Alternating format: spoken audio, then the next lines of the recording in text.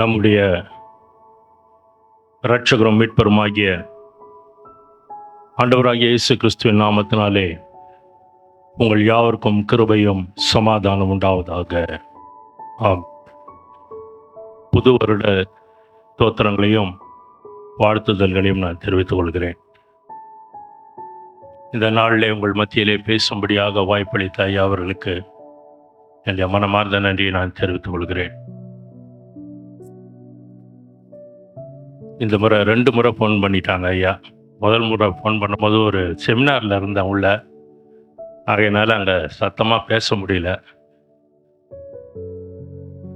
ஆகையினால ஐயா மீண்டும் நேற்று தினத்தில் காலையில் ஃபோன் பண்ணி வந்துடுங்க அப்படின்னு சொல்லிட்டாங்க. கண்டிப்பாக வந்துடுறேன் ஐயா அப்படின்ட்டு. கர்த்தர் தாமே ஐயா அவர்களை ஆசீர்வதித்து காத்து பலப்படுத்தி புது வருடத்துக்குரிய கிருபைகளை தந்து வழிநடத்தி காப்பாராக. ஆன்டிகாய் செபிக்கிறேன். கர்த்தர் அவர்களை ஆசீர்வதித்து காத்து பலப்படுத்தி கிருபைக்குள் மூடி சபைக்குரிய கிருபைகளை தந்து வழிநடத்தி காப்பாராக. சபை மக்களாகிய உங்களை தேவன் ஆசீர்வதித்து காத்து பலப்படுத்தி ஸ்திரப்படுத்தி உற்சாகப்படுத்தி தைரியப்படுத்தி இந்த வருடத்துக்குரிய கிருபைகளை தந்து மென்மேலும் ஆண்டு வழிநடத்தி காப்பாராக. ஆமென். நேரம் குறைவாக இருக்கிறபடினாலே நாம் ஜெபித்து தேவ செய்திக்குள் கடந்து செல்வோம். ஜெபம் செய்வோம்.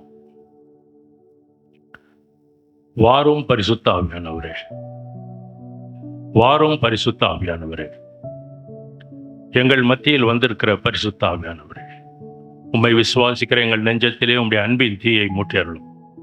பற்பல பாஷைகளின் மூலமாய் ஜாதி ஜாதியான மக்களை விசுவாச உரிமைக்குள் கூட்டி சேர்க்கிற தேவரே, எங்களை உம்முடைய வசனத்திலே பரிசுத்தமா, உம்முடைய வசனமே சத்தியம் சுவாமி. ஆமென். இந்த நாளிலே கடந்த முறை நான் உங்களோடு எந்த தலைப்பில் பேசினேன்? கிறிஸ்மஸ்க்கு முன்னால் நவம்பர் மாதம். என்ன தலைப்பு?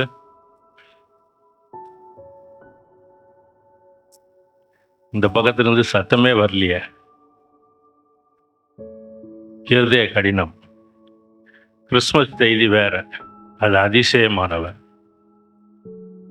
ஆகையினால எத்தனாவது பாகம்? 3வது பாகம் பேச்சு முடிச்சிட்டேன். இப்போ 4வது பாகம். கடந்த முறை உங்களோடு பேசும் பொழுது எப்படி யோசேப்பை அறியாத ஒரு ராஜா எழும்பினான், அவன் எப்படியாக வாங்கி கட்டி கொண்டான் என்று சொல்லி நாம் பார்த்தோம். அவனிடத்துல நன்றி இல்லை, பொறாமை இருந்தது, எரிச்சல் இருந்தது, கோபம் இருந்தது, மக்களை அழிக்க வேண்டும் என்கின்ற எண்ணம் இருந்தது. தன்னுடைய ஜனத்தை அவன் பாதுகாக்க வேண்டும், இஸ்ரவேல் மக்களை கொல்ல வேண்டும் என்று சொல்லி அவன் அதிகமாக தீர்மானம் பண்ணினான். அது அவனுக்கு மிகுந்த நஷ்டமாயிற்று. அது அவனுடைய இருதய கடினத்தின் நிமித்தம் ஏற்பட்டது என்று சொல்லி நாம் பார்க்கிறோம். பாருங்க, அடுத்தபடியாக நாம் பார்க்கும் பொழுது இந்த இருதய கடினத்தின் நிமித்தம் நிறைய பேர் தங்கள் வாழ்க்கையில செய்ய வேண்டிய, தேவனுக்காக செய்ய வேண்டிய காரியங்கள் தடைபட்டு போயிடுது. எப்படி நடக்குது பாருங்க. 2 சாமுவேல் 11ஆம் அதிகாரம் 1 வசனம். 2 சாமுவேல். மறு வருஷம் ராஜாக்கள் யுத்தத்திற்கு புறப்படும் காலம் வந்தபோது சேவகரையும் இஸ்ரவேல் அனைத்தையும் அம்மோன் புத்திரரை அழிக்கவும் ரப்பாவை முற்றுகை போடவும் அனுப்பினான். தாவீதோ எருசலேமில் இருந்து விட்டான். இங்க நம்ம பார்க்கிறோம், இந்த செய்தியை குறித்து நமக்கு நல்லா தெரியும். ராஜாக்கள் யுத்தம் செய்ய புறப்படும் காலம்னு வேதம் சொல்லுது. அது நார்மலாக பார்த்தீங்கன்னு சொன்னால் ரொம்ப ஒரு முக்கியமான டைம். அந்த காலகட்டங்களில் ராஜாக்கள் தங்களுடைய தேசத்தில் இருப்பதிலே அவர்கள் யுத்தம் செய்து எதிரி நாட்டை பிடித்து அந்த நாட்டை ஆளுகை செய்ய வேண்டும் என்று சொல்லி சீதோஷ்ண நிலைகள் மாற்றம் அடைந்து யுத்தம் செய்ய முடியாமல் சோம்பலாய் இருக்கக்கூடிய காலங்கள் தான் அந்த யுத்த காலங்கள். இப்போ உதாரணத்துக்கு எடுத்துக்கிட்டிங்கன்னா, இங்கே நம்மளுடைய இந்த பொங்கல் வரைக்கும் பார்த்தீங்கன்னா நல்ல பனி இருக்கும். இதில் நமக்கு தூங்க தான் நமக்கு விருப்பமாக இருக்கும், அல்லது சோம்பலாக இருக்க தான் நம்மளை மந்தமாக ஆக்கிடும். இந்த மாதிரி காலகட்டங்களில் தான் ராஜாக்கள் எழும்பி எதிரி ராஜாக்களை யுத்தம் பண்ணுவாங்க. யுத்தம் பண்ணி அவங்க சோம்பலாகவோ அசதியாகவோ முடியாத சூழ்நிலை இருக்கும் பொழுது அவங்களை ஜெயித்து அந்த நாட்டை பிடிக்க வேண்டும். இப்படியாக இருக்கக்கூடிய சூழ்நிலையில் தாவீது ராஜா அந்த யுத்தத்துக்கு செல்லாமல் அவர் வீட்டில் இருந்துடுறார். வீட்டில் இருக்கும் பொழுது அந்த செய்தி நமக்கு நல்லா தெரியும், அவர் எப்படியாக பத்சேபாள் இடத்தில் விழுந்து விட்டார் என்று சொல்லி. அப்படியாக உப்பரிகையின் மேல் இருக்கும் பொழுது அவர் பார்த்து அந்த பெண்மணியிடம் அவர் இச்சை கொண்டு அந்த பெண்மணி விழுந்துடுறாங்க. அப்போ பாருங்க,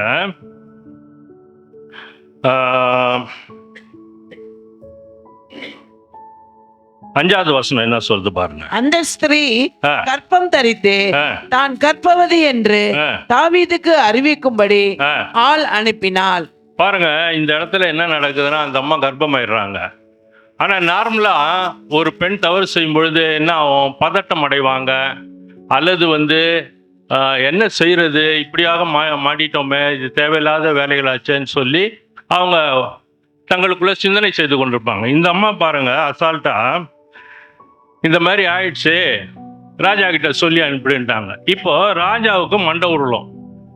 இப்போ பாருங்க, இந்த அம்மா ஃப்ரீ ஆயிட்டாங்க, ஆனா தாவீது ராஜாவுக்கு மண்டை உருளுது. என்ன பண்றதுன்னு தெரியல அவருக்கு. இப்போ தாவீது ராஜாவுக்கு ஆண்டவர் சில ஆசைகளை கொடுத்துருக்காரு. அது தேவனுக்குரிய ஆசைகள் தான் அவரிடத்துல அதிகமாய் காணப்படும். ஆனா இந்த இடத்துல அவர் பாருங்க விழுந்துட்டாரு. விழுந்ததும் அவருக்கு செய்தி முதல்ல அவருக்கு தான் அனுப்பப்படுது. எப்படின்னு சொன்னா, நம்ம ஜாக்கிரதையா இருக்கும். சில காரியங்கள்ல, உலகத்துக்குரிய காரியங்கள்ல நம்ம ஆசைப்பட்டு விழுந்துட்டோம்னா அதனுடைய பின்விளைவுகளை சந்திக்க வேண்டி வரும். அது விளையாட்டு இல்லை. நாம் தேவனோடு இருந்தோம்னு சொன்னா நம்ம பாட்டுக்கு நம்ம லைஃப் ஃப்ரீயா போய்கிட்டே இருக்கோம். இங்க பாருங்க, தாவீதுக்கு செய்தி போனதும் அவரு அவனுடைய புருஷனாகிய உரியாவை அழைத்து அனுப்புகிறார். யுத்தத்திலிருந்து அவன் யுத்தத்துல யோவாபோடு இருக்கிறான். அப்படி இருக்கிற சூழ்நிலையில அவனை அழைச்சிக்கிட்டு நீ உன் வீட்டுக்கு போ, நீ உன் வீட்டுக்கு போயிட்டு நீ சந்தோஷமா இருன்னு சொல்லி அவரு சொல்லி அனுப்புறாரு. ஆனா யோவாப் சொல்றாரு பாருங்க, 11ஆம் வசனத்துல, உரியா தாவீதை நோக்கி, பெட்டியும் இஸ்ரவேலும் கூடாரங்களிலே தங்கி என் ஆண்டவனாகிய யோவாபும் என் ஆண்டவனின் சேவகரும் வெளியிலே பாளையம் இறங்கி இருக்கையில் நான் புசிக்கிறதற்கும் குடிக்கிறதற்கும் என் மனைவியோட சயனிக்கிறதற்கும் என் வீட்டுக்குள் பிரவேசிப்பேனோ நான் அப்படி செய்கிறதில்லை என்று உம்முடைய பேரிலும் உம்முடைய ஆத்துமாவின் பேரிலும் ஆணையிட்டு சொல்கிறேன் என்றான். பாருங்க, இந்த வசனத்துல பாத்தீங்கன்னா ஃபுல்லா எல்லாரையும் கவர் பண்ணிடுவான். உரியா, இஸ்ரவேலும் யூதாவும் ராஜாவும், அதுக்கப்புறம் பாத்தீங்கன்னா யோவாப், என் ஆண்டவனாகிய யோவாப்னு சொல்றான், படைத்தலைவன். அவனுக்கு அவ்வளவு மதிப்பு கொடுக்கறான், அவ்வளவு கனம் பண்றான். ஆனா இங்க என்ன நடக்குதுன்னா, இது அப்படியே மாறுது பாருங்க. அது மட்டும் இல்லாம நான் என்ன சொல்றான், இஸ்ரவேலும் யூதாவும், அது இல்லாம பெட்டியும் முதல்ல தேவனுக்குரிய கனத்தை கொடுக்குறான். தேவனுடைய உடன்படிக்கை பெட்டி கூடாரங்கள்ல தங்கி இருக்குது. அதுக்குரிய வாசஸ்தலம் இல்லை, அதுக்குரிய ஆலயம் கட்டப்படலை, அதுக்குரிய மகிமைக்குரிய கனம் கொடுக்கப்படலை. இன்னும் அது வெளியில தான் இருக்குது, ரோட்ல இருக்குது, வனாந்தரத்தில் இருக்குது, திறந்த வெளியில காணப்படுது. அப்படி இருக்கும் பொழுது நான் என் வீட்டுக்கு போய் நான் சந்தோஷமா இருக்கிறதா அப்படின்னு சொல்லி எல்லாத்தையும் கவர் பண்ணி இந்த வார்த்தையை சொல்லுவான். அப்பவும் பாருங்க, தாவீது என்ன பண்றாருன்னா, அவனை கூப்பிட்டு தன்னுடைய நோக்கத்துக்கு என்ன செய்யணுமோ அதைதான் செய்வார். அவனை குடிக்க வெறிக்க பாருங்க, தாவீது அவனை தனக்கு முன்பாக புசித்து குடிக்கிறதற்காக அழைத்து அவனை வெறிக்க பண்ணி ஆனாலும் அவன் தன் வீட்டுக்கு போகாமல் சாயங்காலத்திலே தன் ஆண்டவனின் சேவகரோட தன் படுக்கையிலே படுத்துக்கொண்டான். எவ்வளவு ஒரு வைராக்கியம் உள்ள ஒரு ஆள் பாருங்க. விளையாட்டு கிடையாது. உரியாவை நம்ம வந்து ஒரு சாதாரண போர் சேவகனா பார்க்க முடியாது. ஆவிக்குரிய ஜீவியத்துல உரியா வந்து ஒரு முக்கிய நபர். எவ்வளவு வைராக்கியம் அவனுக்குள்ள இருக்குது பாருங்க. நார்மலா தாவீதுடைய சூழ்ச்சி பாருங்க. எப்படியாவது இவனை குடிக்க வெறிக்க பண்ணி இவனுடைய நிலை குலைந்து இவன் எப்படியாவது வீட்டுக்குள்ள சென்றுட்டா தன்னுடைய பழி போயிடும் அப்படிங்கறது தாவீதினுடைய எண்ணம். ஆனா உரியா அதற்கு இடம் கொடுக்கல. என்னதான் போதை உள்ள ஏறினாலும் எப்படி ஒரு ஸ்டெடியா உள்ளுக்குள்ள இருக்கிறான் பாருங்க. அதுதான் நம்ம கவனிக்கணும். இந்த இடத்துல உரியாவுக்கு அவ்வளவு, அதாவது உச்சிதமான போதை கொடுக்கப்படும், திராட்சை ரசம். அது உள்ள போயிடுச்சுன்னா அது அப்படியே மதிமயங்கி செயல்படக்கூடிய காரியங்கள் ஏற்படும். வேதம் சொல்லும், மதுபானமும் மற்ற காரியங்களும் ராஜாக்களை கெடுக்கும் அப்படின்னு சொல்லும். அது போல இங்க உரியாவை கெடுக்கிறதுக்கு தாவீதினுடைய செயல் நடக்குது. ஆனா பாருங்க, அதற்கும் அவன் செவி கொடுக்கல. இன்னும் தாவீதுக்குரிய இருதய கடினம் எப்படி அதிகமாகுது பாருங்க. அடுத்த வசனம் 13, 14. காலமே தாவீது யோவாபுக்கு ஒரு நிருபத்தை எழுதி உரியாவின் கையில் கொடுத்து அனுப்பினான். அந்த நிருபத்தில் மும்முரமாய் நடக்கிற போர் முகத்திலே நீங்கள் உரியாவை நிறுத்தி அவன் வெட்டுண்டு சாகும்படிக்கு அவனை விட்டு பின்வாங்குங்கள் என்று எழுதியிருந்தான். அவனை விட்டு பின்வாங்குங்கள் என்று. எப்படிப்பட்ட ஒரு செயல் பாருங்க. எதுக்காக? ஒரு அற்பம் 5 நிமிஷத்து ஆசைக்காக, அந்த ஒரு இச்சையை போக்கி கொண்டதற்காக ஏற்பட்ட பிரச்சனை. இந்த பிரச்சனை தாவீது தேவனுடைய இருதயத்துக்கு ஏற்ற மனிதர். வேதம் அதான் சொல்லுது. தேவனுடைய இருதயத்துக்கு ஏற்ற மனிதன் என்ன காரியம் செய்யறாரு? உரியா இவனுக்கு விரோதமா எந்த காரியமும் செய்யல தாவீதுக்கு, அல்லது தேசத்துக்கு விரோதமாக எதுவும் செய்யல. ஒரு புரட்சியை கலப்பல, டெரரிஸ்ட் கிடையாது. அந்த அளவுக்கு தேவனுக்கு பயந்த நபர், உத்தமம் உண்மையா இருக்கக்கூடிய ஒரு நபர், ராஜாவை காக்கின்ற ஒரு நபர், பலசாலிகளில் ஒரு நபர் உரியா. தாவீதினுடைய பலசாலி பட்டியலில் பார்த்தீங்கன்னா உரியா இருப்பார். 30 பேர், அதுல ஒரு ஆள் உரியா கடைசியா சொல்லப்படும். விளையாட்டு கிடையாது. உரியா சாதாரண நபர் கிடையாது. அப்படி இருக்கிற சூழ்நிலையில இப்ப என்ன பண்றாரு தாவீது? அவன் கையிலேயே நிருபத்தை எழுதி கொடுத்து, நீயே இதை எடுத்துன்னு போய் கொடு அப்படின்னு சொல்லி இவனுக்கு ஆண்டவனா இருக்கக்கூடிய யோவாபின் இடத்துல அனுப்புறாரு. எப்படி இருக்கும் கொஞ்சம் யோசித்து பாருங்க. கையில மரண சாசனம் கொடுத்து இதை எடுத்துட்டு போய் இன்னார் இடத்துல கொடுங்க அப்படின்னு சொன்னதும் அவங்க வாங்கி படிச்சுட்டு இப்படி உக்காருங்கன்னு சொல்லி உட்கார வச்சு ஏதோ குடிக்க ஒரு ட்ரிங்க்ஸை கொடுத்து க்ளோஸ் பண்ணிட்டா என்ன ஆவறது? கொஞ்சம் யோசிச்சு பாருங்க. உரியா பாருங்க, போயிட்டு இருக்கும் வழியில கூட அவனுக்கு யோசனை கிடையாது. நல்லா இருக்கும், இதை பிரிச்சு படிச்சு பார்ப்போமே. விசுவாசம், நம்பிக்கை, எப்படி ஒரு குற்றமற்ற ஒரு என்ன சொல்றது, அந்த அவ்வளவு ஒரு பியூர் ஹார்ட் உரியாவுக்கு. ராஜாவின் மேல ஒரு நம்பிக்கை, நிச்சயமாக எனக்கு விரோதமா செய்ய மாட்டாரு. எப்படி இருக்கும் கொஞ்சம் யோசிச்சு வா. எடுத்து போய் கொடுத்ததும் யோவாபுக்கு என்ன வேலை? போட்டல்றதுதான் வேலை. எவனா இருந்தாலும் பார்க்க மாட்டார். படைத்தலைவன். அப்படி இருக்கிற சூழ்நிலையில கொண்டு வந்து கொடுக்கறது யாருன்னு கூட அவர் பட்சாபாதம் பார்க்கல.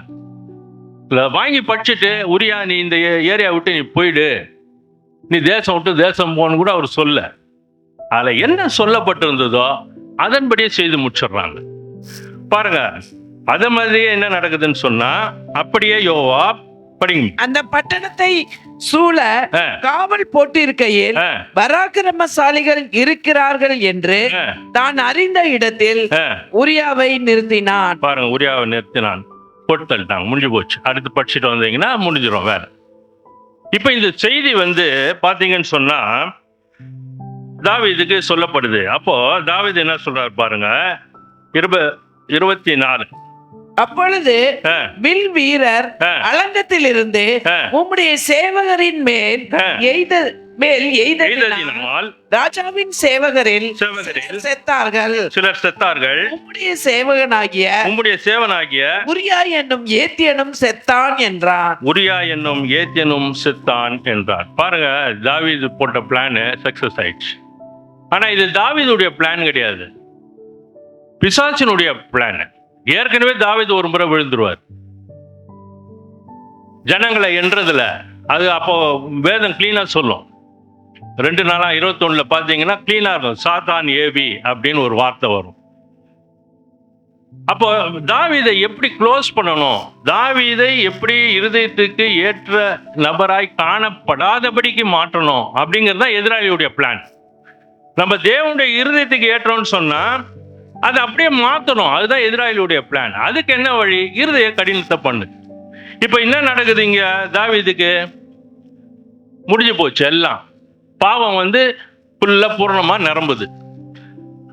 இப்ப தாவீது என்ன சொல்றாரு பாருங்க, அடுத்த வசனம். அப்பொழுது தாவீது அந்த ஆளை நோக்கி, நீ யோவாபினிடத்தில் போய் இந்த காரியத்தை பற்றி விசாரப்பட வேண்டாம். இது விசாரப்படாத காரியமா? இது பாருங்க, இந்த காரியத்தை குறித்து விசாரப்பட வேணாம் அப்படின்னா இதுக்குரிய மீனிங் என்னன்றதை நம்ம வர வசனங்கள்ல பாத்துடலாம். அடுத்து படிங்க அப்படியே. ஒருவேளை பட்டயம் ஒருவனையும் ஒருவேளை வேறொருவனையும் பட்சிக்கும். நீ யுத்தத்தை பலக்க பண்ணி பட்டணத்தை இடித்து போடு என்று அவனுக்கு திடன் சொல் என்றான். பாருங்க, அவர் சொல்றாரு விசாரப்பட வேண்டாம்னு சொல்றார். இந்த காரியத்தை பற்றி விசாரப்பட வேண்டாம். எப்படி விசாரப்படாம இருக்க முடியும்? அவன் ஒரு குடும்பஸ்தன், அவனுக்கு குடும்பம் இருக்கு, தேசப்பற்று இருக்கு, அவன் ஒரு யுத்த வீரன், தேசத்துக்காக எத்தனையோ முறை போராடினவன். அப்படி இருக்கும் பொழுது சர்வசாதாரணமா சொல்றாருங்க ஒரு ராஜா. அப்ப அவருக்கு என்ன, அவருக்கு உள்ள என்ன ஒரு அன்பு இருந்திருக்கும்? சர்வசாதாரணமா சொல்ல இந்த காரியத்துக்கு விசாரப்பட வேணான்றாரு. இதுக்கு காரணமே இவர்தான்ன்றது கூட அந்த நெஞ்சில் அவருக்கு உறுத்தல. அந்த குடும்பத்தை பார்க்கும் பொழுது, அவனுடைய குடும்பத்தை பார்க்கும் பொழுது அவருக்கு ஒரு பரிதாபம் வரல, இருதய கடினம் தான் அதிகமா வருது. பாருங்க அடுத்த வசனம். தன் புருஷனாகிய உரியா செத்தான் என்று அவன் மனைவி கேள்விப்பட்ட போது, இந்த அம்மா அவள் தன் நாயகனுக்காக இலவு கொண்டாடினாள். ஆமா, இந்த அம்மா துக்கம் கொண்டாடிடுறாங்க. இது எப்படி இருக்கு கொஞ்சம் யோசிச்சு பாருங்க. இது என்ன நடக்குது? அப்போ என்ன அவன் புருஷன் மேல இந்த அம்மாவுக்கு ஒரு பயம் இருந்தது, இல்ல என்ன ஒரு மரியாதை இருந்தது? இது எத்தனை ஆண்டு காலமா இவங்க குடும்பம் நடத்துறாங்கன்னு நமக்கு தெரியல. ஆனா இந்த குடும்பத்தை நடத்தி வச்சது, திருமணத்தை நடத்தி வச்சது தாவீது. அது வேதத்தின் அடிப்படையில் உங்களுக்கு பிற்பாடு பேசலாம். என்ன நடக்குது இங்க? எப்படி இருதய கடினம் வேலை செய்து பாருங்க. இருதய கடினத்துக்கு நம்ம ஒப்பு கொடுக்க கூடாது. அதனாலதான் அந்த நொறுங்குண்டதுமான இருதயம் ஆரம்பத்திலேயே தூரப்படுத்திடணும். ஆரம்பத்திலேயே அந்த சம்பவத்துக்கு நம்ம தூரம் ஆயிடணும். அதுதான் ரொம்ப முக்கியம். அதுதான் யோசேப்பு. பாருங்க இங்க என்ன நடக்குது பாருங்க. அடுத்த 27. துக்க நாள் சென்ற பின்பு தாவீது அவளை அழைத்தனுப்பி தன் வீட்டிலே சேர்த்து கொண்டான். அவன் அவனுக்கு மனைவியாகி ஒரு குமாரனை பெற்று தாவீது செய்த இந்த காரியம் கர்த்தரின் பார்வைக்கு பொல்லாப்பாய் இருந்தது. பாருங்க, ஆண்டவர் எவ்வளவு தூரம் நூல் விட்டுறாரு, லெங்த் கடைசியில தான் பிடிக்கிறார். அப்பதான் காத்தாடி மேல எழும்புது. இது தேவனுடைய காரியத்துக்கு பொல்லாப்பாய் காணப்படுது. எவ்வளவு பெரிய விஷயங்க இது, சாதாரணம் கிடையாதுங்க. அந்த மாதிரி ரொம்ப சர்வசாதாரணமா இப்பதான் மணப்பெண்ணு மாதிரி இவங்க கிட்ட கல்யாணம் பண்ணி இப்ப குடும்பம் நடத்துறாங்க. என்ன நடக்குது? இது எவ்வளவு ஒரு பயங்கரமான இருதய கடினம்.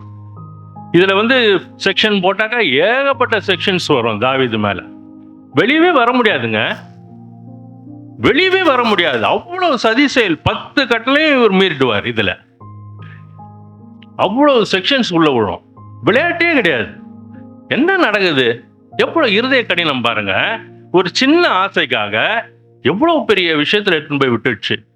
பரலோக ராஜ்யத்துக்குள்ள பிரவேசிக்க வேண்டிய தாவீதுக்கு எப்படிப்பட்ட ஒரு தடையை போட்டான்? தாவீதினுடைய ஆசை என்ன? எப்படியாவது தேவனுக்கு ஆலயம் கட்டணும். அதற்காக அவன் பொன்னு, வெள்ளி, மரங்கள், கேதுரு மரங்கள், வெளியேறப்பட்ட சந்தன மரம், யானை தந்தங்கள் எல்லாம் சேகரிச்சு வைக்கிறார். ஆனா ஆண்டவர் ஒரே ஒரு வார்த்தை தான் சொல்லுவார், நீ மிகுந்த ரத்தம் சிந்தினபடினால நீ என் ஆலயத்தை கட்ட மாட்டாயின்ட்ட. இந்த மிகுந்த ரத்தம் எதை குறிக்குது சொல்லுங்க? ஆமா, யாரு? உரியாவினுடைய ரத்தம் தான். அந்த ஒரே நபருடைய ரத்தம் தான். தாவீது யுத்த வீரன் தேவனுக்கு தெரியும். ஒரு யுத்த வீரன் கண்டிப்பா எதிராளியுடைய ரத்தம் சிந்துவான். அவனுடைய சரீரத்திலும் சில ரத்தங்கள் வெளியேறும். அது தெரிஞ்ச விஷயம்தான்.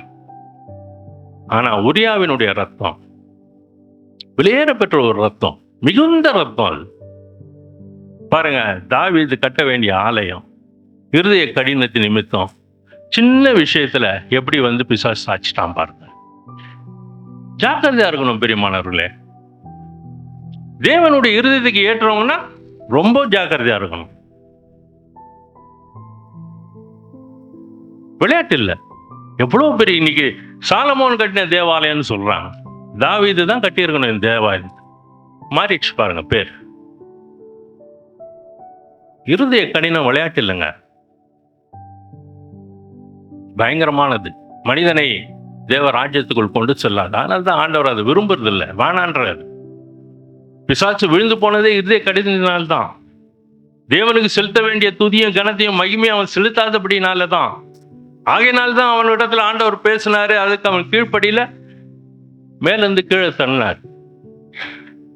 இருதய கடினம் நமக்கு இருக்கக்கூடாது பெரியமானவர்கள். அது தூரப்படுத்துங்க. தேவையில்லாத ஆசைகளை தூரப்படுத்துங்க. தேவையில்லாத எண்ணங்களை தூரப்படுத்துங்க. ஆரம்பத்திலே தூரப்படுத்திடுங்க. இருக்கிறது போதும், அதை வைத்துக் கொண்டே நாம் வாழ்வோம். தேவன் நம்ம எதுல ஆசீர்வதிக்காம இருக்கார்? கொஞ்சம் யோசிச்சு பாருங்க. நமக்கு சுகத்தை கொடுக்கலையா, பலத்தை கொடுக்கலையா, ஆரோக்கியத்தை கொடுக்கலையா? நம்ம செய்யற பாவத்து நிமித்தம் தாங்க பலவீனங்கள். நம்முடைய மீறுதல் நிமித்தம் தான் சுகவீனங்கள், அக்கிரமங்கள். அது நிமித்தம் தான் பயங்கரமான காரியங்கள். விளையாட்டு இல்ல. அதுக்கு பிற்பாடு நம்ம பார்க்கிறோம். அது அது வேற சம்பவங்கள். நான் போவது கொள்வது, அதை பிற்பாடு பார்த்து எப்படி இருக்கு பாருங்க. அங்க ஜெயம் கொடுத்துக்கிட்டே இருக்காரு. யோவா மூலியமா நாட்டை பிடிக்கிறாங்க. எங்கேயுமே தோல்வி கிடையாது, ஒண்ணுமே கிடையாது. ஆனா ராஜா இங்க தேவையில்லாத காரியத்துல விழும்படியான ஒரு காரியங்கள் பாருங்க பிரியமானவர்களே. ஒரு சம்பவம். இங்கிலாந்து தேசத்தை சேர்ந்த ஒரு வாலிபரும் தாய்லாந்து தேசத்தை சேர்ந்த ஒரு பெண்மணியும், அவங்க 2 பேரும் ஒருத்தர் விரும்பி திருமணம் செய்து கொள்றாங்க. ஆஸ்திரேலியாவில் அவங்க தங்கி குடும்பம் நடத்துறாங்க. அவங்களுக்கு ஒரு பிள்ளை பிறகு. இப்படி காலங்கள் போகும் பொழுது பையன் வளர ஆரம்பிச்சிட்டான். அவன் கேட்குறான், கொஞ்ச நாள் கழிச்சு, எங்கப்பா அம்மாவை காணுமே அவன் இல்லை, அவங்க அவங்க ஊருக்கே போயிட்டாங்க, நான் தான்ப்பா உன்னை வளர்க்குறேன் அப்படின்னு சொல்லி அவனை வளர்த்துக்கிட்டே வர்றார். இப்படி காலங்கள் போகும்பொழுது 30 ஆண்டு காலங்கள் ஆயிடுது. 30 வயசு. அப்ப இவருக்கு வயது அதிகமாயிடுச்சு. மரிக்கும் தருவாய், கொடிய நோய். அப்ப அந்த சாகர வேளையில அவர் மகனை கூப்பிட்டு அவர் சொல்றாரு, மகனே, உங்க அம்மா எங்கேயும் போலப்பா, என்னுடைய மனசு என்னை உறுத்திக்கிட்டே இருக்கு. ஆகையினால் நான் உனக்கு ஒரு உண்மையை சொல்ல போறேன். என்னப்பா? இல்லை, இந்த மாதிரி உங்க அம்மாவை நான் கொலை பண்ணிட்டு இந்த படிக்கட்டுக்கு கீழே தான் புதைச்சிருக்கேன். இங்கே தான் அவங்களுடைய இது இருக்கு அப்படின்னு சொல்றாரு. எப்படிப்பட்ட ஒரு இருதயம் பாருங்க. 30 ஆண்டு காலங்கள் அதே வீட்டில் அவரு அந்த படிக்கட்டு மேலேயே உட்காந்துக்கின்னு போயின்னு அவருடைய வேலையை பார்த்து நிற்கிறார். இருதயமானது மகா திருக்கும் கேடுபாடு உள்ளதுமா இருக்கிறது. அது அறியத்தக்கவன் யாருன்னு கர்த்தர் கேட்கிறார். நம்முடைய இருதயத்தை நம்ம அறிந்து கொள்ளணும். நம்முடைய எண்ணங்கள், சிந்தனைகள், யோசனைகளை நம்ம அறிந்து கொள்ளணும். தேவையில்லாத பாதை விலகக்கூடிய எந்த எண்ணத்துக்கும் நம்ம ஒரு முற்றுப்புள்ளி வச்சிடணும். வழி விலகி போகக்கூடிய எந்த சிந்தனைகளுக்கும் ஒரு முற்றுப்புள்ளி வைக்கணும். தேவனுடைய பாதையே தான் நம்ம கண்காணிக்கணும். விளையாட்டில் பிரியமானவர்களே, விளையாட்டு கிடையாது, ஜாக்கிரதையா இருக்கணும் பிரியமானவர்களே. நம்முடைய சிந்தனை என்ன? தேவனுக்குரியவைகளை நிறைவேற்றணுமா, ராஜ்யத்துக்குள்ள பிரவேசித்தமான்றது தான். திரும்பி பார்த்தா 70 வயசு போயிடுச்சு, என்ன பண்ண போறீங்க? 40 வயசு போயிடுச்சு, 50 30 போயிடுச்சு. ராஜ்யத்துக்குரிய காரியத்துல நம்ம பலப்பட்ட வழியை பார்ப்போம். இருதயமானது தேவனுக்கு ஏற்றதாய் காணப்படணும். பாருங்க பிரியமானவர்களே, அப்பா இந்த மாதிரின்னு சொன்னா மகன் எப்படின்னு பார்ப்போம். 1 ராஜாக்கள் 11ஆம் அதிகாரம் 2ஆம் வசனம்.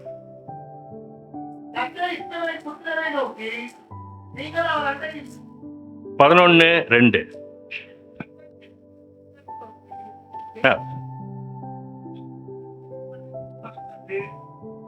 1 ராஜாக்கள் 11:2.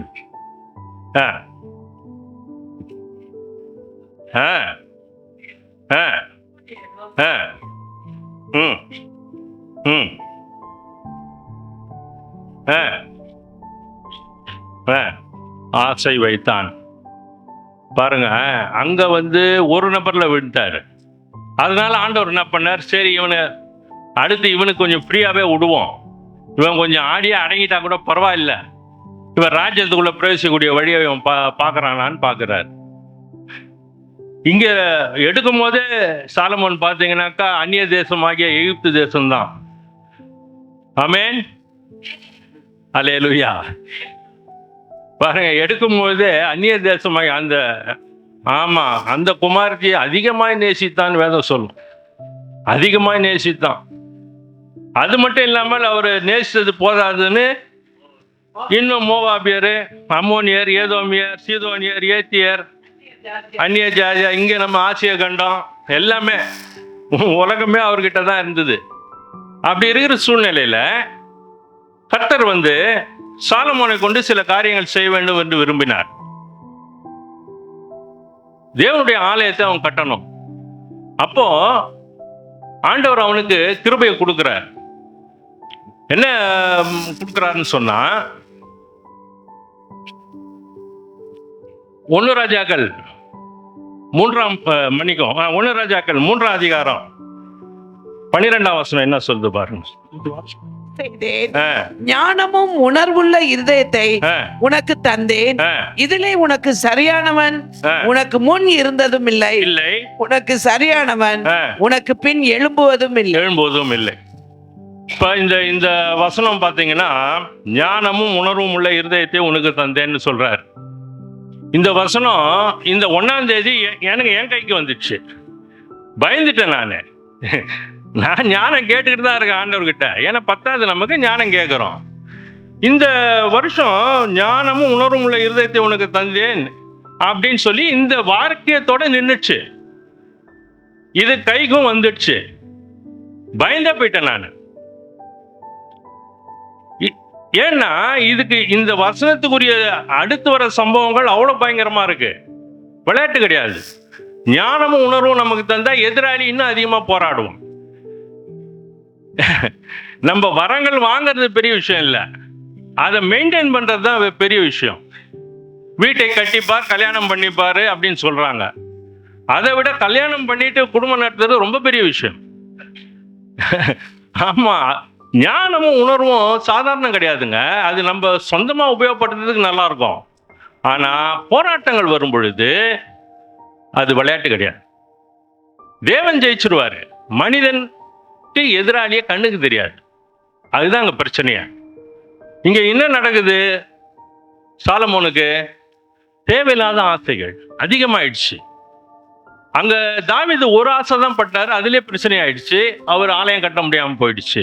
இங்க சாலமோனு ஆலயத்தை கட்டிட்டாரு, ஜெயிச்சிட்டாரு. ஆனா முழுமையா ஜெயிக்க விடல. அப்ப என்ன நடக்குது பாருங்க. ஆண்டவர் ஏற்கனவே அவனுக்கு வார்னிங் பண்ணுவாரு. இந்த வசனம் கொடுத்ததுமே அடுத்தது பாத்தீங்கன்னா 3:14 உன் தகப்பனாகிய தாவீது ம். நடந்தது போல ஆ. நீயும் என் கட்டளைகளையும் ஆ. என் நியமங்களையும் கைக்கொண்டு கொண்டு என் வழிகளில் நடப்பாயாகில் நடப்பாயாகில் உன் நாட்களையும் நீடித்திருக்க பண்ணுவேன் என்றார். ஆமா, அங்க கீழே ஒரு வார்னிங் கொடுத்துறாரு. விளையாட்டு கிடையாது. ஏன்னா இந்த அபிஷேகம் அவ்வளவு ஒரு முக்கியமான ஒரு அபிஷேகம், ஞானமும் உணர்வும் உள்ள ஒரு அபிஷேகம். அது கீழ்ப்படிஞ்சு நடந்தா உன் நாட்கள் நீடிக்கும், நீ ஆடினா உன் நாட்கள் முடிஞ்சிடும். அதுதான் அங்க எச்சரிக்கிறார் ஆண்டவர், ஜாக்கிரதையா இருந்துக்கோ அப்படிங்கிறார். அப்போ தேவன் அவருக்கு விளக்கி கூட ஞானத்தையும் உணர்வையும் கொடுத்தும் கூட அவர் இன்னும் எவ்வளவு உணர்வு இல்லாமல் இருக்கிறார் பாருங்க. எவ்வளவு அவர் தேவனுக்கு விரோதமான காரியங்களை ஈடுபட்டுறார் பாருங்க. அதே 1 ராஜாக்கள் 11ஆம் அதிகாரம் 3ஆம் வசனம் என்ன சொல்லுது பாருங்க. அவனுக்கு பிரபுக்கள் குலமான 700 மனையாட்டிகளும் 300 மறுமனையாட்டிகளும் இருந்தார்கள். அவனுடைய ஸ்திரீகள் அவன் இருதயத்தை வழுவி போக பண்ணினார்கள் வேதம் சொல்லுது பாருங்க. அதே நீங்க பாத்தீங்கன்னாக்கா 2வது வசனத்துல ஆண்டவர் சொல்லுவாரு, கர்த்தர் இஸ்ரவேல் புத்திரரை நோக்கி நீங்கள் அவர்கள் அண்டைக்கும் அவர்கள் உங்கள் அண்டைக்கும் பிரவேசிக்கலாகாது, அவர்கள் நிச்சயமாய் தங்கள் தேவர்களை பின்பற்றும்படி உங்கள் இருதயத்தை சாய பண்ணுவார்கள் என்று சொல்லி இருந்தார். பாருங்க, இருதயம் சாய்ஞ்சிரும், ஜாக்கிரதையா இரு. First warning. இருதயத்தை அவங்க அப்படியே கொஞ்சம் கொஞ்சமா மாத்திருவாங்க, தங்கள் வழிகளுக்கு கூட்டிட்டு போயிடுவாங்க, ஜாக்கிரதையா இரு அப்படிங்கிறது தான் ஃபர்ஸ்ட் வார்னிங். அந்த பார்த்தோம் இல்லையா, 3:14 கொடுக்குற ஃபர்ஸ்ட் வார்னிங். இப்ப இதுல செகண்ட் வார்னிங் என்னன்னு பாத்தீங்கன்னாக்கா, இங்க என்ன சொல்லியிருக்காரு, அவனுடைய ஸ்திரீகள் அவன் இருதயத்தை வழுவி போக பண்ணினார்கள். பாருங்க, செகண்ட் வார்னிங்ல வரும்போது பாத்தீங்கன்னா அதுல நீங்க பாருங்க 9வது அதிகாரம் 1 ராஜாக்கள் 9, 6, 7. பின்வாங்கி முன்வைத்த என் கற்பனைகளையும் என் கட்டளைகளையும் போய் சேவித்து கொள்வீர்களாகில் வைக்காதபடிக்கு ஆக்கி விளங்க இந்த ஆலயத்தை தள்ளுவேன், பழமொழியாகவும் வசை சொல்லாகவும் இருப்பார்கள். பாருங்க, செகண்ட் வார்னிங்ல கொடுத்துட்டார் ஆண்டவர். எல்லாத்தையும் நான் இது பண்ணி போட்டுருவேன், எல்லாத்தையும் தள்ளிடுவேன்ட்டார். இப்ப இந்த 2 காரியங்கள் 2 முறை அவருக்கு தரிசனமாகிறார். ஒரு நபருக்கு தேவன் தரிசனமாவது விளையாட்டு இல்லை. அப்ப அவனிடத்துல அதிகமா எதிர்பார்க்கிறாருன்னு அர்த்தம். நிறைய பேர் சாட்சி சொல்லும் போது சொல்லுவாங்க, நான் ஏசாமியை பார்த்தேன், ஏசாமி எனக்கு தரிசனம் தந்தா இருக்கணும். ரொம்ப சந்தோஷம், ஜாக்கிரதையா இருக்கணும். யாரிடத்தில் தேவன் வெளிப்படுகிறாரோ அந்த நபர்கிட்ட தான் எதிராளி அதிகமா இன்டராக்ட் பண்ணுவான். தேவன் என்ன வரங்கள் கொடுக்கிறாரோ அந்த வரங்கத்துக்கு விரோதமாக தான் அவன் செயல்படுவான். தேவன் என்ன ஆசீர்வாதம் கொடுக்கிறாரோ அந்த ஆசீர்வாதத்தை எப்படி எடுக்கிறதுங்கிறதுக்காக தான் அவன் ஆப்ரேட் பண்ணுவான். அவன் வேற யார்கிட்டயுமே போக மாட்டான். மற்றவங்க எல்லாம் பார்த்தீங்கன்னா பீஸ்ஃபுல்லா இருப்பாங்க, சமாதானமா இருப்பாங்க, சந்தோஷமா இருப்பாங்க, எல்லாத்தையும் அனுபவித்து கொண்டு இருப்பார்கள். ஆனா தேவனை தரிசிக்கக்கூடிய, தேவனிடத்திலிருந்து வெளிப்பாடு பெற்றுக்கொள்ளக்கூடிய, தேவனுடைய வரங்களையும் தேவனுடைய கனிகளை பெற்றிருக்கிற நபர்களும் தேவனிடத்திலிருந்து ஆசீர்வாதம் பெற்றிருக்கிற நபர்கள்கிட்ட தான் அவனுக்கு வேலையை. அதை நீங்க நல்லா புரிஞ்சுக்கணும். ஆகவே தான் நான் எப்பவுமே சொல்றேன், இருக்கிறத போதும்னு இருந்துருங்க. மேற்கொண்டு உங்களுடைய ஆசைகளை வளர்த்து கொள்ளாதீர்கள். அதுக்கு தான் நான் சொல்ல வரேன். அது எங்க போகுதுன்னா இருதய கடினத்துக்கு போயிடும். இங்க அதான் நடக்குது பாருங்க. ஆண்டவர் வார்னிங் பண்ணிட்டாரா, செகண்ட் வார்னிங் முடிஞ்சு போச்சு. அது என்ன, 1 ராஜாக்கள் 11ஆம் அதிகாரத்துல 4ஆம் வசனம் படிங்க. சாமுவேல் வயது சென்ற போது அவனுடைய மனைவிகள் அவன் இருதயத்தை தேவர்களை பின்பற்றும்படி பண்ணினார்கள். மேட்டர் முடிஞ்சு போச்சு. சாஞ்சிட்டான் ஆளு. தராசு ஒரு பக்கம் சாஞ்சிடுச்சு. நடுவுல நிக்க வேண்டிய ராஜா தராசு முள்ளு ஒரு பக்கம் சாஞ்சிடுச்சு. விளையாட்டு இல்லை. ஆண்டவர் எச்சரிக்கிறாருன்னு சொன்னா ஜாகிரதையா இருக்கணும். ஆண்டவர் ஒரு ஆசீர்வாதம் கொடுக்குறாருன்னு சொன்னா, எதுக்கு ஆண்டவரே நான் கேட்கவே இல்லையே, எதுக்கு நீங்க தரீங்க?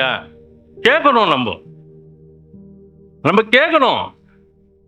ஆண்டவர் கொடுக்குறாருன்னு எல்லா கிஃப்ட்டும் வாங்கி வச்சுக்கணும்னா நம்ம போராட வேண்டிய சூழ்நிலை அதிகமாகும். அதுதான் நம்ம புரிஞ்சுக்கணும். ஆண்டவரே நீங்க என்ன ஆசீர்வதிச்சீங்கன்னா போதும்பா, நான் இல்லைன்னு இருக்கக்கூடாது, அதிகமாகவும் இருக்கக்கூடாது. நம்ம 1 ஏக்கர்ல வீடு கட்டினாலும் தூங்க போறது அந்த 6 அடி பெட்ல தான் படுத்து தூங்க போறோம். அதுக்குரிய ஒரு சரி வெயில் காலம் ஒரு ஏசி பரவாயில்ல, ஒரு ஃபேனு, ஒரு டேபிள், ஒரு சேரு. டேபிள் சேர் பைபிள் படிக்கிறதுக்கும் ஜெபம் பண்றதுக்கும் அதை யூஸ் பண்ணும். ஒரு செல்போனு நம்பர் தெரிஞ்சா போதும், யார் பண்றா போறாங்க. உலகத்தையே நம்ம தெரிஞ்சுக்கணும்னு ஆசைப்பட்டா பிரச்சனைகள்ல போய் முடியுது. ஜாக்கிரதையா இருக்கணும். அதனால ஆண்டவர் சொல்றாரு, போதுன்ற மனதோட இருங்க, அதை கத்துக்கொள்ளு. உலகம் யாரால் தேவன் தானுங்க உண்டாக்குறாரு. வானத்தையும் பூமி அண்ட சராசரம் 7 லோகங்களையும் அப்படியே கம்முன்னு உட்காந்து வேடி பார்த்துட்டு இருக்காரு. இன்னைக்கு மனுஷனுக்குள்ளார ஆசைகள் கிளம்புது. இதை பண்ணா எப்படி, அதை பண்ணா எப்படி.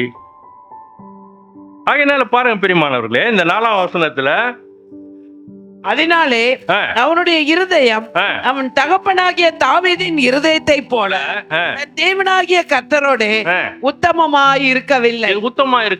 அங்க தாவீதுக்கு ஒப்பிடுறாரு. காரணம் என்னன்னா, தாவீது தேவன் பாதத்துல விழுந்துட்டார். ஆண்டவரே நான் செய்த தப்பு தான், நான் தான் கொல்லப்படணும், என் ஜனங்கள் எதுக்கு, நான் பகையாளி கிட்ட நான் புறமுது காட்டி ஓடக்கூடாது. அங்க அந்த 3 இது வைப்பார் ஆண்டவர். அதுல தாவீது உம்முடைய காலில் விழுந்துடுறான் ஆண்டவரே. அப்பதான் தேவதூதன் இறங்கி 1,72,000 பேரை போட்டு தருவான். யாருக்காக? தாவீதுக்காக. தாவீதினுடைய பாவம் எவ்வளவு உக்கிரமா இருக்குது பாருங்க, எத்தனை உயிரை எடுக்கக்கூடியதா இருக்குது பாருங்க.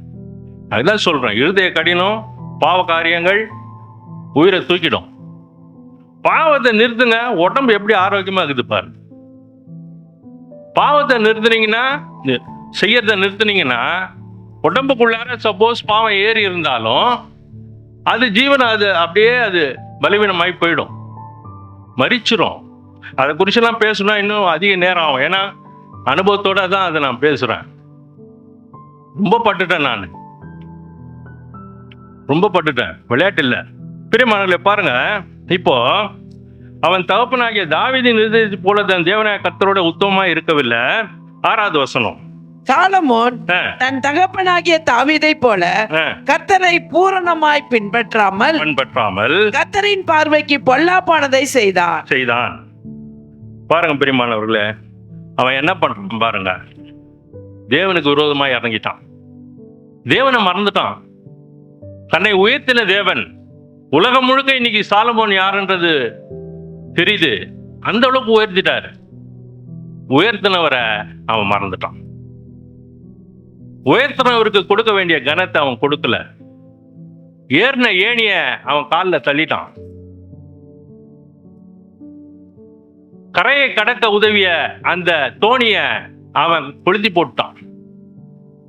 விளையாட்டு இல்லை பிரியமானவர்களே, யோசித்து பாருங்க. சாலமோன் போக்கும் வரத்தும் அறியாத சிறுவன் நான் அப்படின்னு சொன்னவன் இன்னைக்கு என்ன செய்யறான்? தேவனுக்கு விரோதமா இறங்கிட்டான். காரணம் என்ன? அந்நிய தேசத்து பெண்கள் ஆவதும் அழிவதும் அப்படிங்கிறது உண்மை. அது எங்கிருந்து வருதுல? ஆதியாகமத்திலிருந்து வருது. ஆமா, தொடக்கத்திலிருந்தே வருது. அது தொடக்கத்திலிருந்தே நம்மளோடயே வருவாங்க. அவங்க மனைவியா வந்தாலும் நம்ம கரெக்டா அவங்கள டீல் பண்ணி அவங்கள வச்சணும். நான் செய்யினா என் ஒய்ஃப் செய்ய மாட்டான், ஆமா செய்யாதேன்னா செய்துருவா. அப்ப அதுக்கு ஏத்த மாதிரி பேசணும். எனக்கு ஒண்ணு விருப்பம்னா அதை சொன்னா சான்ஸே கிடையாதுங்கன்னுவா. எனக்கு அது பிடிக்கவே பிடிக்காதுமா. அப்பதான் அது ஆமா டேபிள் மேல இருக்கும். அப்போ எப்படின்னா நம்ம பாருங்க, எப்படிலாம் நம்ம ஆம்பளைங்க பாட்டு ரொம்ப கஷ்டங்க. ரொம்ப டீலிங் பண்ணி ரொம்ப ஜெயிக்கணும். அது விளையாட்டே கிடையாது, ரொம்ப கடினமானது. இங்க பாருங்க, எப்படி இருந்த ஆளு எப்படி ஆயிட்டாரு பாருங்க. இப்ப அடுத்த வசனம் என்ன சொல்றது பாருங்க, 7ஆம் வசனம். அப்பொழுது சாலமோன் சாலமோன் எருசலேமுக்கு எதிரான மனநிலை- எருசலேமுக்கு எதிராக, நல்லா நீங்க புரிஞ்சுக்கணும், எருசலேம்னா தேவன், தேவனுக்கே நேரிட்டு எதிரா எப்படி வந்து பிசாசு பாருங்க சரிசமம் எப்படி கொண்டு வரான் பாருங்க. படிங்கம்மா 7. மலையிலே எதிரான மலையிலே மோவாபியரின் அருவருப்பாகிய காமோசுக்கும் அம்மோன் புத்திரரின் அருவருப்பாகிய மோளோகுக்கும் மேடையை கட்டினான். ஆமா, மோளோகுக்கும் மேடையை கட்டினான். சரிசமமா பண்றான் பாருங்க. இங்க தேவன் பரிசுத்தம் உள்ளவரா இருக்கிறார், அங்க எதிர்க்க அசுத்தம். விளையாட்டு இல்ல, ஜாகிரதையா இருக்கணும். நம்ம சுத்திகரிப்பு அதிகமாக பக்கத்திலேயே அசுத்தம் அதிகமாகிட்டே வரும். அது தொடாது, ஆனா காத்துக்கிட்டு இருக்கும். ஜாகிரதையா இருக்கும். நடுவுல லைன் இருக்கும். லைன் எப்போ இவன் வந்து டிவேட் ஆவான், எப்போ நம்ம பக்கம் டிஸ்ட்ராக்ட் ஆகுறான், எப்போ நம்ம பக்கம் திரும்புறான். அதனால்தான் அவன் ஆலயத்துக்கு செல்லும் பொழுது உன் கண்கள் நேராய் நோக்க கடவுதுன்றார். கண்ணு ஸ்ட்ரைட்டா இருக்கணும். ஒரு ஸ்திரியை பார்த்து பேசும்பொழுது கூட கண்கள் அவங்க கண்ணோட பார்த்து பேசிடணும். இல்லைன்னா வேற எங்கேயாவது பார்த்து பேசிட்டு போயிடணும். அவங்களுக்குரிய பதிலை கொடுத்துடணும். அதே மாதிரிதான் பெண்களும் ஜாக்கிரதையா இருக்கணும். எதுக்குன்னா தேவ ராஜ்யத்துக்குள்ள பிரவேசிச்சிடணுங்க.